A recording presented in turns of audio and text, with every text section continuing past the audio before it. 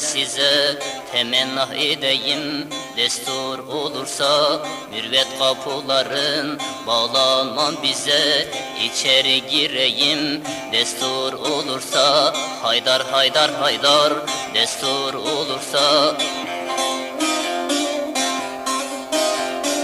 pirim diye divanına geçeyim, destinizden abu hayat içeyim. İzniniz olursa ağzım açayım, bir mana söyleyeyim. Destur olursa hudey hudey hudey, destur olursa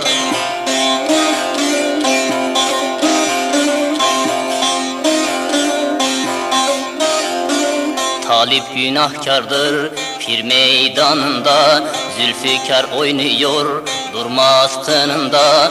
Rehberin önünde pir meydanında, kemerbest bağlayın destur olursa.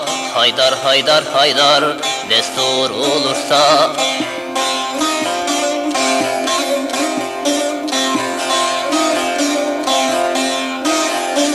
rehbere bağlıdır talibin başı, durmadan akıyor gözümün yaşı. Arafat dağında İsmail koçu, erkana durayım destur olursa.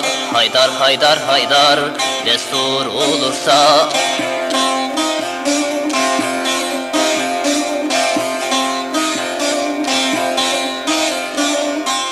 Sultan Abdalım, ey güzel şahım, günahlıyım aşağı çıkıyor ahım.